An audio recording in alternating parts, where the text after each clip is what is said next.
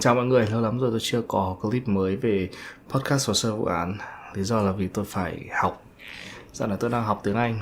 Mặc dù là điểm IELTS tôi cũng không quá là thấp, nhưng mà tôi muốn nó cao hơn một chút nữa. Bây giờ là 6 giờ sáng và tôi dành cả đêm để viết essay. Từ task 1 tới task 2, mỗi bài viết khoảng từ 4 đến 5 bài. Bây giờ khá là buồn ngủ, nhưng mà tôi có một cốc cà phê ở đây. Và học một mình thì chán, thì tại sao chúng ta không cùng học với nhau? Tôi không biết được rằng là Cambridge đã ra sách IELTS 19 và tôi chưa từng làm các bài này bao giờ. Khá là thú vị nếu như chúng ta cùng làm với nhau nhỉ. Đặc biệt là lúc 6 giờ sáng này. Và chúng ta sẽ cùng đến với phần listening. Hy vọng đâu đó chúng ta sẽ rơi vào khoảng từ 35 tới 38 câu đúng. 40 thì càng tốt, nhưng mà nó không thực tế lắm. IELTS 19, published by Cambridge University Press and Assessment 2024. This recording is copyright. Test 1. This is the IELTS listening test. You will hear a number of different recordings and you will have to answer questions on what you hear.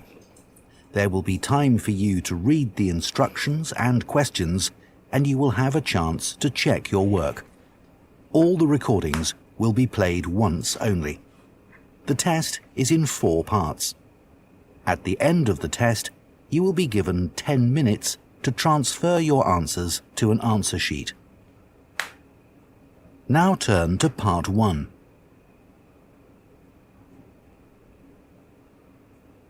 Part 1. You will hear a teaching assistant calling a country park about a school visit.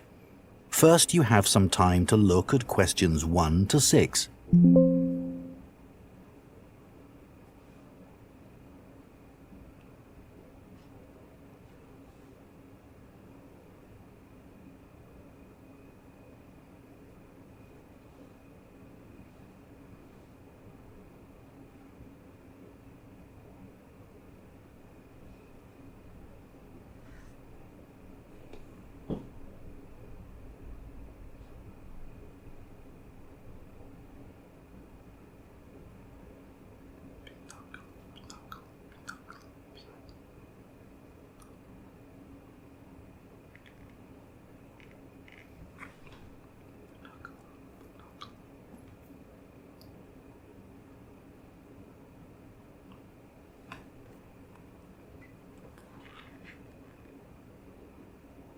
Of our classes. Okay. What would you like to know? Well, I'm new to this area, so perhaps you could tell me something about the park first, please. Of course. Altogether, the park covers 170 acres. That's 69 hectares. There are 3 main types of habitat: wetland, grassland and woodland. The woods are well established and varied, with an oak plantation and other areas of mixed species. Right. The wetland is quite varied too. The original farmland was dug up around 40 years ago to extract gravel. Once this work was completed, the gravel pits filled with water, forming the 2 large lakes. There are also several smaller ones, ponds, and a stream that flows through the park. Okay, so I suppose with these different habitats, there's quite a variety of wildlife. There certainly is. A lot of different species of birds and insects, and also animals like deer and rabbits. And I understand you organise educational visits for school parties. That's right. We can organise a wide range of activities and adapt them to suit all ages. Can you give me some examples of the activities?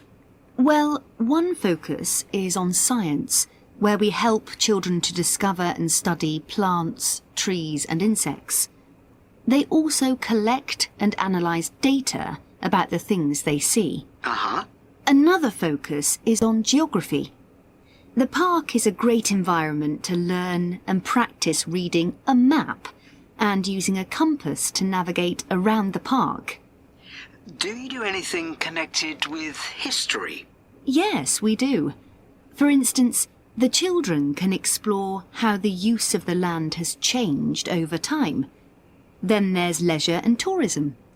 That focuses on your visitors, I would imagine. Yes, mostly. The children find out about them, their requirements, the problems they may cause, and how we manage these. And another subject we cover is music. Here the children experiment with natural materials to create sounds and explore rhythm and tempo. That must be fun. Most children really enjoy it. Before you hear the rest of the conversation, you have some time to look at questions 7 to 10.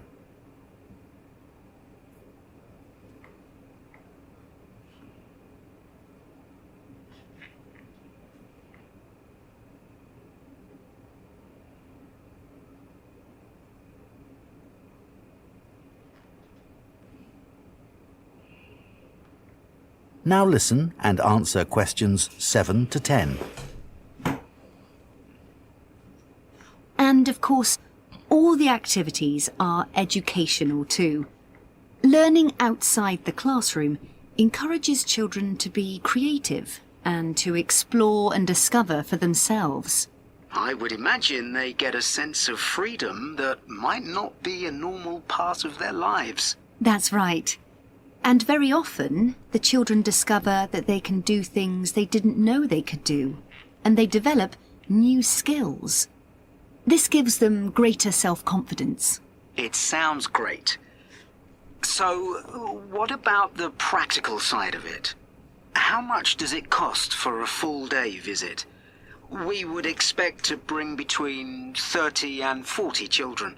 If there are over 30, it costs £4.95 for each child who attends on the day. We invoice you afterwards, so you don't pay for children who can't come because of sickness, for example. There's no charge for leaders and other adults, as many as you want to bring. That sounds very fair. Well, thanks for all the information.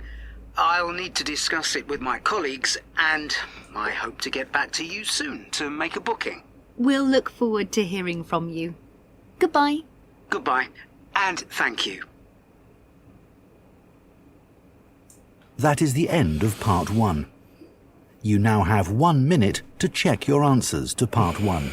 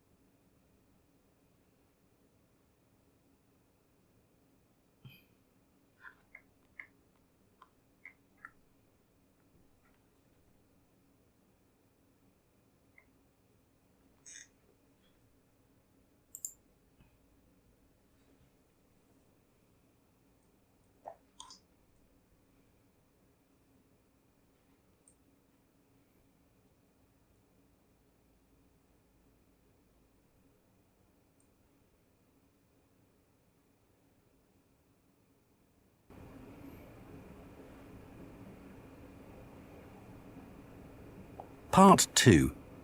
You will hear the chairman of Stanthorpe Twinning Association, which organises the link between Stanthorpe in England and a town in France, talking to members about the year's events.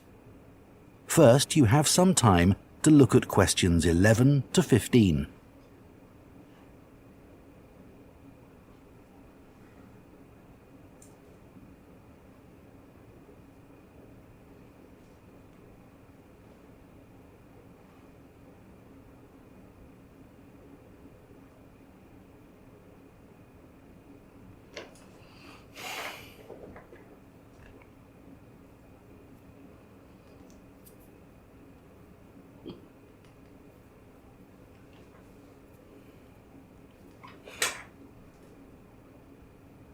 Now listen carefully and answer questions 11 to 15. It's great to see so many members of the Twinning Association here tonight. Since the twinning link between our two towns, Stanthorpe here in England and Malat in France, was established, the relationship between the towns has gone from strength to strength. Last month, 25 members of the association from Stanthorpe spent a weekend in Malat. Our hosts had arranged a great programme. We learned how cheese is produced in the region and had the chance to taste the products. The theme park trip had to be cancelled, but we all had a great time on the final boat trip down the river. That was the real highlight. This is a special year for the association because it's 25 years since we were founded. In Malat, they're planning to mark this by building a footbridge in the municipal park. We've been discussing what to do here, and we've decided to plant a poplar tree in the museum gardens. We considered buying a garden seat to put there, but the authorities weren't happy with that idea. In terms of fundraising to support our activities, we've done very well. Our pancake evening was well attended and made record profits. And everyone enjoyed the demonstration of French cookery, which was nearly as successful. Numbers for our film show were limited because of the venue, so we're looking for somewhere bigger next year. We're looking forward to welcoming our French visitors here next week, and I know that many of you here will be hosting individuals or families. The coach from France will arrive at 5 p.m. on Friday. Don't try to do too much that first evening, as they'll be tired, so have dinner in the house or garden rather than eating out. The weather looks as if it'll be okay, so you might like to plan a barbecue. Then, the next morning's market day in town, and that's always a good place to stroll round. On Saturday evening, we'll all meet up at the football club, where once again we'll have Toby Sharp and his band performing English and Scottish country songs. Toby will already be well known to many of you, as last year he organised our special quiz night and presented the prizes. Before you hear the rest of the talk, you have some time to look at questions 16 to 20.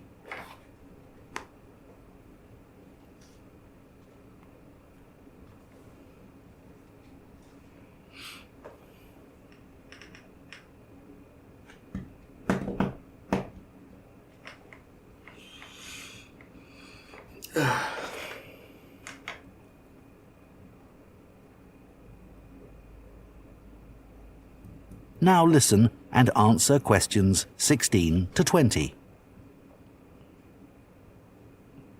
Now, on Sunday, we'll be taking our visitors to Farley House. You may not all be familiar with it, so here's a map to help you. You can see the car park at the bottom of the map. There's an excellent farm shop in the grounds where our visitors can buy local produce. It's in the old stables, which is the first building you come to. They're built round a courtyard, and the shop's in the far corner on the left. There's also a small cafe on the right as you go in. I know that one or two of our visitors may not be all that mobile. The main entrance to the house has a lot of steps, so you might want to use the disabled entry. This is on the far side of the house from the car park. Children will probably be most interested in the adventure playground. That's at the northern end of the larger lake, in a bend on the path that leads to the lake. There's lots for children to do there. There are a number of lovely gardens near the house. The kitchen gardens are rectangular and surrounded by a wall. They're to the northeast of the house, quite near the smaller lake. They're still in use and have a great collection of fruit and vegetables. The Temple of the Four Winds is a bit more of a walk, but it's worth it. Take the path from the car park and go past the western sides of the stables and the house. Then, when the path forks, take the right-hand path. Go up there with the woods on your left, and the temple is right at the end. There are great views over the whole area. Okay, so that's... That is the end of part 2. You now have 30 seconds to check your answers to part 2.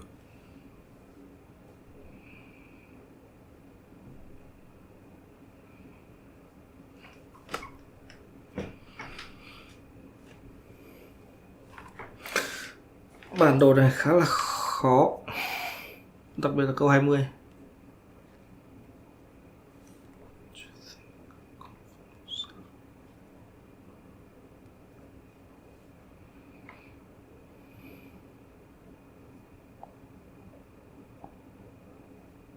Part 3. You will hear two food science students called Marie and Colin discussing their final year projects. First, you have some time to look at questions 21 to 24.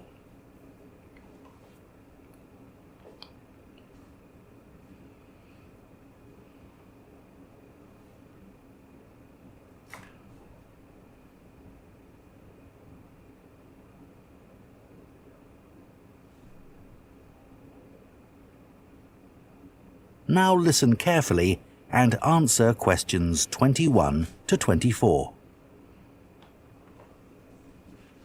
I haven't seen you for a bit, Marie. No, I've been busy with my project. You're making a vegan alternative to eggs, aren't you? Something that doesn't use animal products. Yes, I'm using chickpeas. I had two main aims when I first started looking for an alternative to eggs, but actually I found chickpeas have got more advantages. Right. But how about your project on reusing waste food? You were looking at bread, weren't you? Yes, it's been hard work, but I've enjoyed it. The basic process was quite straightforward, breaking the stale bread down to a paste, then reforming it. But you were using 3D printing, weren't you, to make the paste into biscuits? Yeah, I'd used that before, but in this project I had time to play around with different patterns for the biscuits and finding how I could add fruit and vegetables to make them a more appetizing colour. And I was really pleased with what I managed to produce. It must have been a great feeling to make something appetizing out of bits of old bread that would have been thrown away otherwise. It was. And I'm hoping that some of the restaurants in town will be interested in the biscuits. I'm going to send them some samples.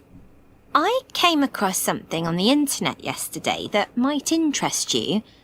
It was a company that's developed touch-sensitive sensors for food labels. It's a special sort of label on the food package. When the label's smooth, the food is fresh. And then when you can feel bumps on the label, that means the food's gone bad. It started off as a project to help visually impaired people know whether food was fit to eat or not. Interesting. So, just solid food? No, things like milk and juice as well. But actually, I thought it might be really good for drug storage in hospitals and pharmacies. Right. And coming back to food, maybe it'd be possible to use it for other things besides freshness, like how many kilograms a joint of meat is, for example. Yes, there's all sorts of possibilities. Before you hear the rest of the discussion, you have some time to look at questions 25 to 30.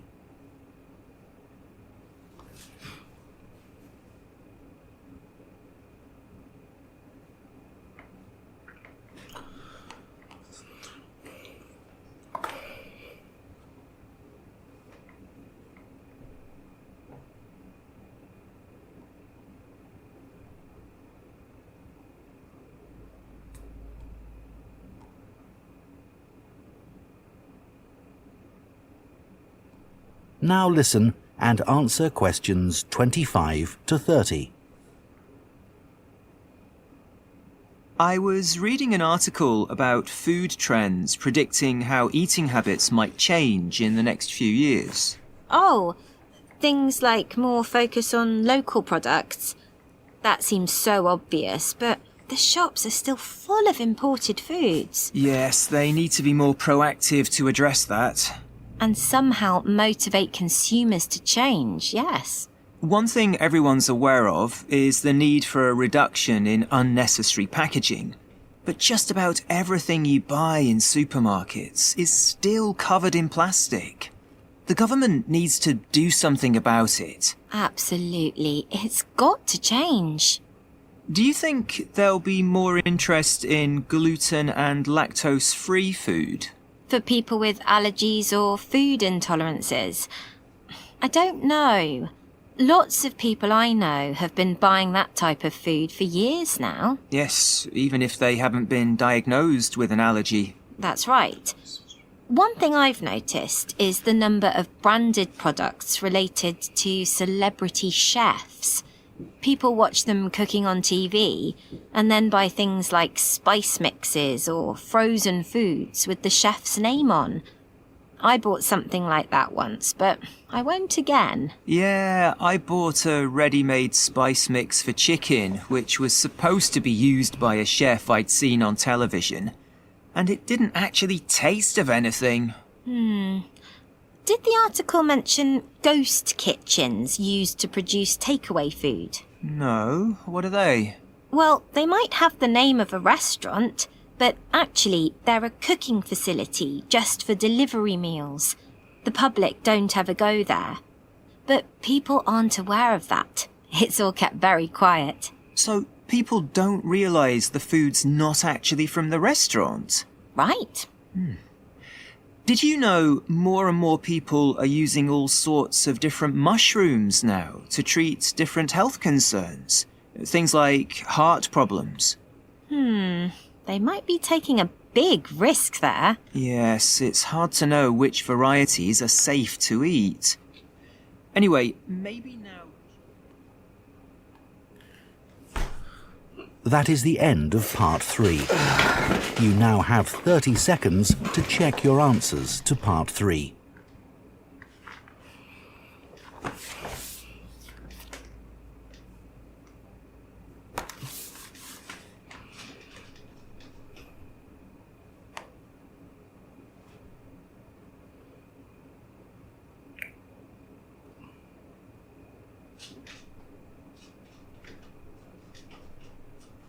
Part 4.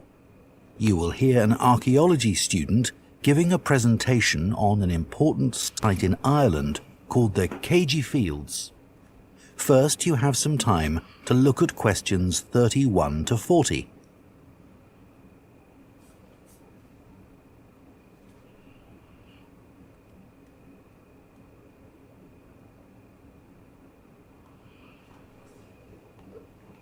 Oh, fuck.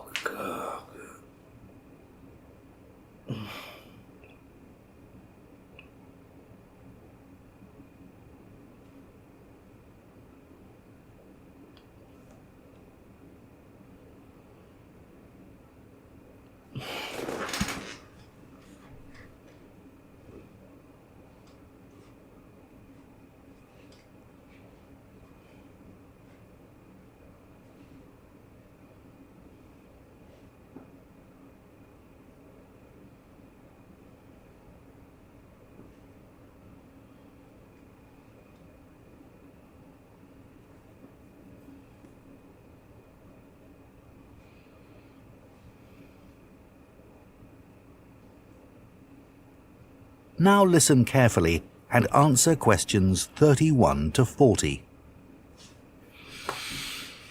For my presentation today, I'm going to talk about the Cagey Fields in the northwest of Ireland, one of the largest Neolithic sites in the world. I recently visited this site and observed the work that is currently being done by a team of archaeologists there. The site was first discovered in the 1930s by a local teacher Patrick Caulfield. He noticed that when local people were digging in the bog, they were constantly hitting against what seemed to be rows of stones.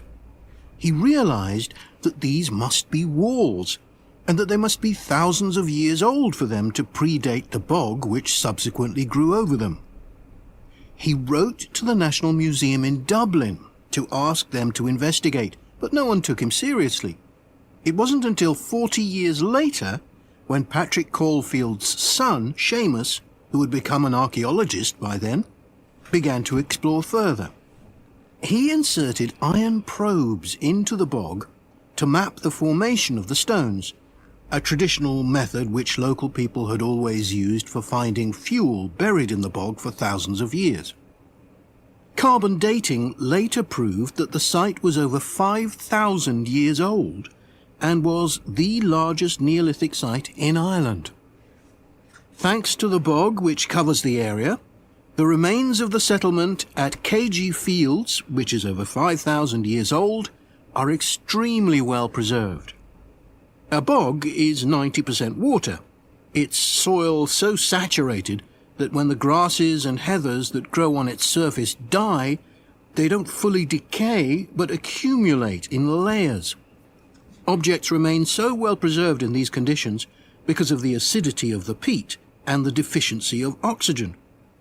At least 175 days of rain a year are required for this to happen. This part of Ireland gets an average of 225 days.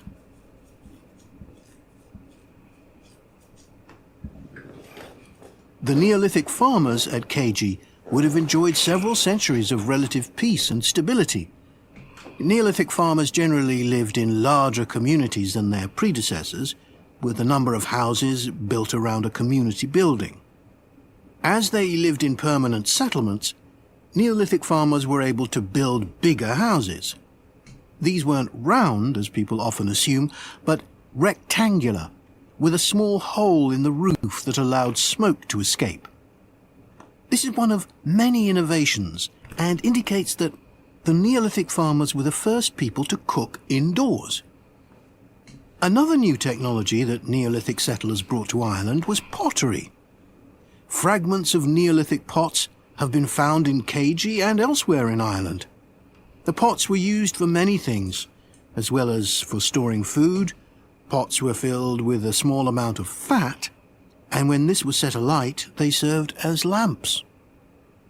It's thought that the KG fields were mainly used as paddocks for animals to graze in. Evidence from the KG fields suggests that each plot of land was of a suitable size to sustain an extended family. They may have used a system of rotational grazing in order to prevent overgrazing and to allow for plant recovery and regrowth. This must have been a year-round activity, as no structures have been found which would have been used to shelter animals in the winter. However, archaeologists believe that this way of life at KG ceased abruptly. Why was this? Well, several factors may have contributed to the changing circumstances. The soil would have become less productive and led to the abandonment of farming. The crop rotation system was partly responsible for this, as it would have been very intensive and was not sustainable. But there were also climatic pressures too. The farmers at KG would have enjoyed a relatively dry period, but this began to change, and the conditions became wetter as there was a lot more rain. It was these conditions that encouraged the bog to form over the area, which survives today. So now I'd like to show you some... That is the end of part 4. You now have 1 minute to check your answers to part 4. Ok. Như vậy là xong. Đúng là buồn ngủ làm bài này khó thật đấy. Rồi, kiểm tra câu trả lời nào.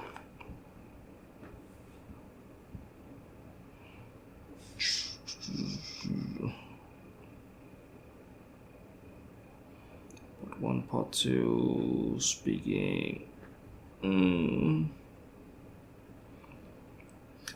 Test 2, okay. 69 stream data map. 69 stream data map.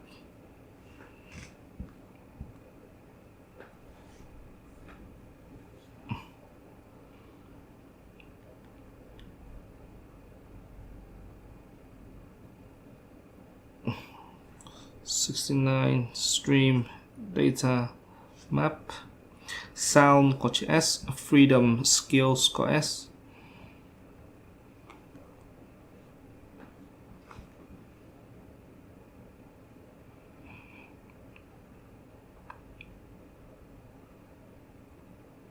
Map visitors, sounds, freedom, skills 4.9 leaders. Ok, hầu hết các nam này có chữ S gì hết.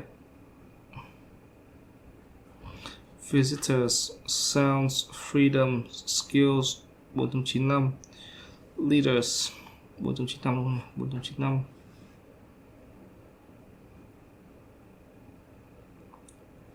Yep.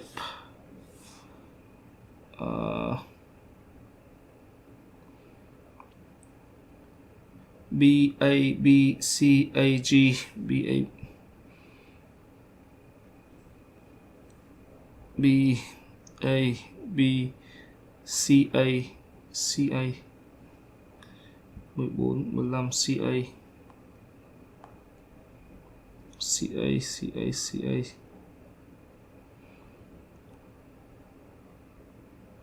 14 C A 15 C A. Ok, C A GCBDF GCBDF GCBDF GCBDA GCBDA GCBDA GCBDA GCBDA. Three on the left. Okay. BDAE BDAE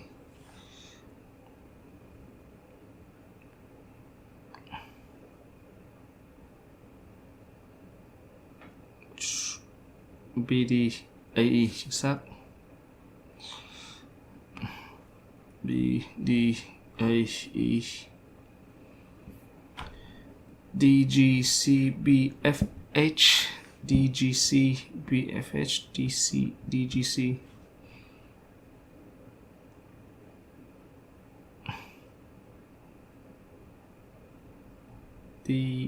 DGCBFH DGCBFH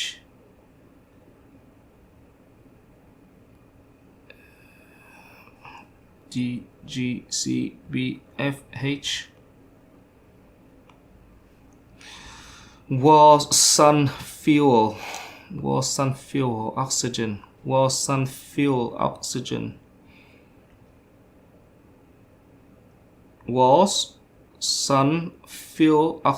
Okay,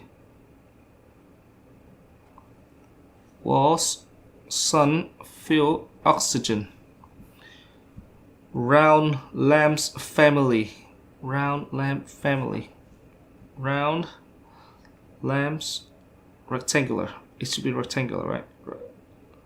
Yep, lamps family. Chính xác luôn này.